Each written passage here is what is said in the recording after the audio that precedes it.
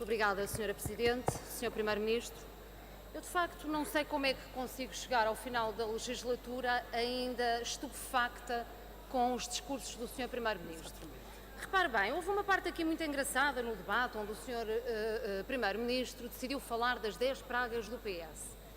E eu pergunto-me porque é que o Sr. Primeiro-Ministro decidiu esconder na análise dessas pragas que viabilizou 3 PECs, o PSD viabilizou 3 PECs do governo do PS, viabilizou os orçamentos de Estado do governo do PS, votou a nacionalização do BPN, assinou o acordo com a Troika, assinaram os 3, PS, PSD, CDS. Ó, Sr. Primeiro-Ministro, não disse porquê? Que era para não chegar à conclusão de que o PSD também é uma praga?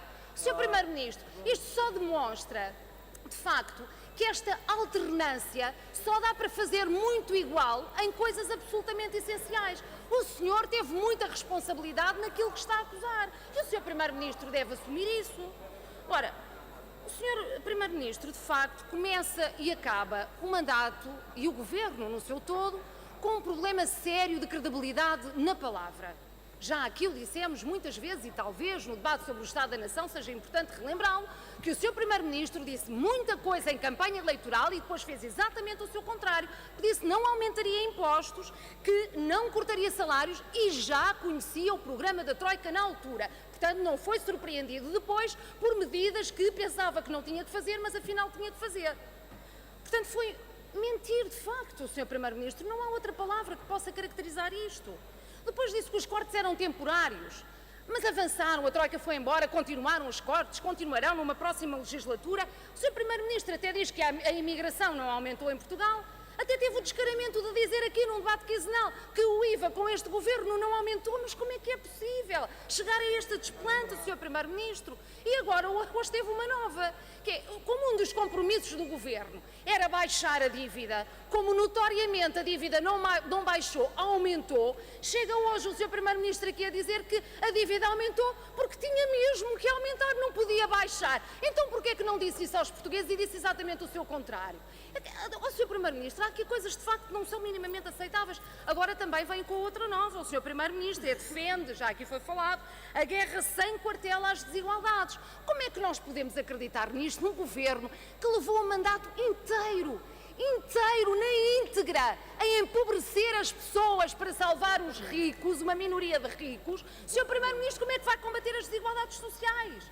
Bom, vamos lá tentar aqui ensaiar, pegando em 2 medidas, para ver se é por esta via. O Sr. Primeiro-Ministro quer garantir que todos os desempregados em Portugal vão ter acesso a um apoio social, a um subsídio de desemprego, dado que hoje, atualmente, com o seu governo, o que acontece é que 2/3 não recebem qualquer apoio social. É esta a via para o combate às desigualdades, Sr. Primeiro-Ministro? Ou, deixe ver, o Sr. Primeiro-Ministro vai repor o IVA da restauração em 13%, porque nós sabemos que a subida para os 25% gerou muito desemprego. Ora, o contrário será motor de criação de emprego. Fará isso? O Sr. Primeiro-Ministro, gostava de ouvir, vai baixar o IVA para os 13%? Bom, é que talvez seja importante irmos aqui a algumas coisas concretas. Agora, de facto, o que o Sr. Primeiro-Ministro escondeu no seu discurso inicial e durante todo o decurso do debate são coisas que não podem ser ignoradas, porque são de tal modo graves que precisam de ser atendidas para que depois possamos dar as respostas adequadas e necessárias para a sua resolução. O Sr. Primeiro-Ministro não diz que tem